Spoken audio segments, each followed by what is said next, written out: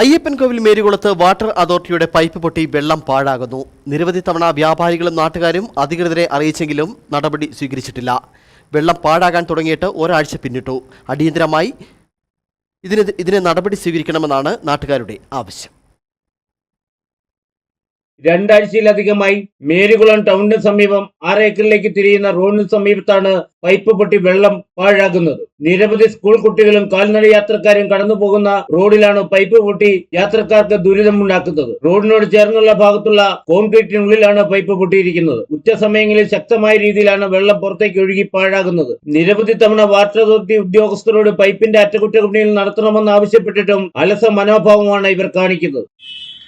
2-3 ആഴ്ചയായി ഈ പൈപ്പിൽ ഇങ്ങനെ പൊട്ടി ഒഴുകാൻ തുടങ്ങിയിട്ട്. കഴിഞ്ഞ ദിവസം പഞ്ചായത്ത് പ്രസിഡന്റിനോട് വിളിച്ച് പറഞ്ഞായിരുന്നു.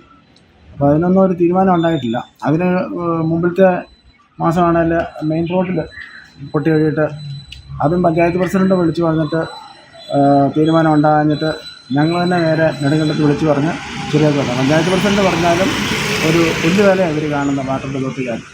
എന്താണെന്ന് അറിയത്തില്ല, ഒരു കാരണവശാലും ഒരു കാര്യങ്ങളും ചെയ്തു വരുന്നില്ല. കഴിഞ്ഞ ദിവസം പൊട്ടി ഒഴുകിയിട്ട് 2-3 ആഴ്ചയായിട്ട് പൊട്ടി ഒഴുകിയിട്ട് ഇതിൻ്റെ പായലെല്ലാം പിടിച്ച് ഇതിലെ പോകുന്ന സ്കൂൾ കുട്ടികളടക്കം നിരവധി പേര് വീഴുന്നുണ്ട്.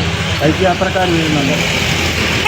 നിരവധി സ്കൂൾ കുട്ടികളും കാൽനട യാത്രക്കാരും കടന്നു പോകുന്ന റോഡിലാണ് പൈപ്പ് പൊട്ടി വെള്ളം ഒഴുകുന്നത്. വെള്ളം റോഡിൽ ഒഴുകുന്നതിനാൽ ഇവിടെ പായൽ പിടിച്ച ഇതുവഴിയുള്ള യാത്ര ദുരിതത്തിലായിരിക്കുകയാണ്. ഇരുചക്ര വാഹനങ്ങൾ അപകടത്തിൽപ്പെടുന്നതിനും കാരണമാകും. ബന്ധപ്പെട്ട ഉദ്യോഗസ്ഥർ ഇടപെട്ട് അടിയന്തരമായ പ്രശ്നത്തിന് പരിഹാരമുണ്ടാക്കണമെന്നാണ് നാട്ടുകാരുടെയും വ്യാപാരികളുടെയും ആവശ്യം. Idukki vision news, Ayyappancoil.